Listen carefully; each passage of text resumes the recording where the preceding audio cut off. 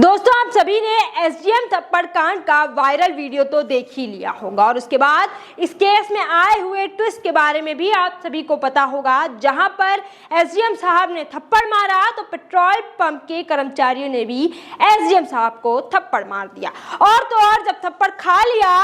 SDM साहब ने, उसके बाद भी उन्हें सस्पेंड होना पड़ा। पहले झाड़ रहे थे रोब और दिखा रहे थे ठाट बाट कि मैं तो एसडीएम हूँ, मेरे पास वर्दी है, मेरे पास पावर है, लेकिन अब वो वर्दी वो पावर कहीं ना कहीं धरी की धरी रह गई और उनको सस्पेंड कर दिया गया। इज्जत भी गई, कुर्सी भी गई। और ये कोई पहली बार नहीं है, इससे पहले वाला एसडीएम थप्पड़ कांड भी आप सभी को याद होगा जब हुआ था वो देवली उनियारा में नरेश मीणा जब चुनाव लड़ रहे थे। तो वो नरेश मीणा ने जब थप्पड़ जड़ा था तो कहीं ना कहीं सरकार एकजुट नजर आई थी और सारे एसडीएम हैं वो एकजुट नजर आए थे और नरेश मीणा को गिरफ्तारी देनी पड़ी थी। और ये मामला इतना ज़्यादा हाईलाइट हो गया था कि वहाँ पर आंसू गैस के गोले छोड़े गए थे, कई सारे परिवारों के साथ आगजनी और बड़ी बड़ी घटनाएं हुई थी। लेकिन यहाँ होता है कुछ उल्टा, जहां पर एसडीएम साहब गए तो रोब दिखाने थे, ठाट बाट दिखाने थे और पावर दिखाने गए थे, लेकिन एक थप्पड़ में ही अकल ठिकाने आ गई क्योंकि उन्होंने बेवजह थप्पड़ मारा तो थप्पड़ खाया और वो वीडियो जमकर वायरल हो गया। उसके बाद जब नाक पर बात आ गई, इज्जत पर बात आ गई तो बचानी तो थी। तो बोलते हैं एसडीएम साहब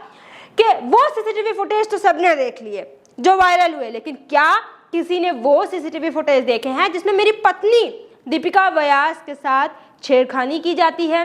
बदतमीजी की जाती है, अश्लील शब्द और हरकतें हैं वो उसके साथ किए जाते हैं। फिर एक स्टेटमेंट आता है थोड़ी देर बाद जहां पर वो मीडिया के सामने प्रेस कॉन्फ्रेंस करते हैं और कहते हैं कि मेरी पत्नी से बहुत गलत बोला गया था जिसके चलते मैंने थप्पड़ मार दिया, मैंने अपने आबो होश है वो खो दिए थे। ठीक बात है, पत्नी है तो हर किसी को गुस्सा आ जाता है, लेकिन अब इस बात में कितनी सच्चाई है कि उसकी पत्नी के साथ कुछ हुआ भी था, क्योंकि ना कोई तस्वीरें, ना कोई स्टेटमेंट, ना कोई वीडियो है, किसी भी तरह का नहीं देखा गया। और बल्कि एक सच है वो निकल कर आ रहा है कि उस पेट्रोल पंप पर भीड़ थी जिसमें वो लाइन में लगना नहीं चाहते थे और वो चाहते थे कि मैं एसडीएम हूँ, मेरे पास पावर है तो मेरी सीएनजी वाली वाहन है उसमें सबसे पहले सीएनजी है वो भरी जाए और मैं यहाँ से रफू चक्कर हो लूँ। दरअसल ये बात है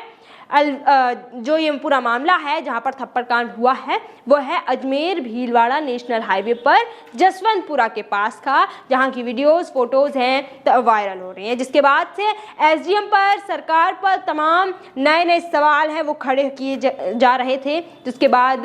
कहीं ना कहीं सरकार ने एक्शन लिया है और एक्शन लेते हुए अब एसडीएम छोटू लाल शर्मा को निलंबित कर दिया गया है। निलंबित करने से पहले जो प्रेस कॉन्फ्रेंस की गई थी जिसमें छोटू लाल शर्मा एसडीएम प्रतापगढ़ के, उन्होंने अपनी जानकारी पूरी साझा की थी और अपने पक्ष की बात है वो रखी थी, लेकिन कहीं ना कहीं उनकी सारी कोशिशें हैं वो विफल नजर आई और उनको निलंबित कर दिया गया। और उन्होंने सोचा था कि मैं एक प्रेस कॉन्फ्रेंस कर देता हूँ, मीडिया के सामने आ जाता हूँ और अपना पक्ष रख देता हूँ, शायद मेरी कुर्सी बच जाए। लेकिन कुर्सी गई तो गई, इज्जत भी साथ ले गई। ऐसा इसलिए कह रहे हैं क्योंकि निलंबित जो हो गए हैं उसके बाद मीडिया में खबरें हैं वो सुर्खियों में चल रही हैं, वीडियो जमकर वायरल हो ही रहा है। अब आगे की जांच पड़ताल है वो राज्यपाल हरिबाऊ बागड़े के हाथों में है, वो सौंप दी गई है। वो ही निर्णय करेंगे कि आगे छोटू लाल शर्मा का क्या होगा, क्या ये असली वर्दी के हकदार हैं और इन्होंने अपने जीवन में अभी तक क्या क्या किया है। तमाम पोल पट्टियां हैं वो खोली, एक तरीके से परतें हैं वो खुलेंगी, तब इनके बारे में जानकारी है वो मिलेगी और उसके बाद ही स्पष्टीकरण है वो आएगा कि आखिर पूरा मामला कहाँ से शुरू हुआ था, क्या कुछ हुआ था। क्योंकि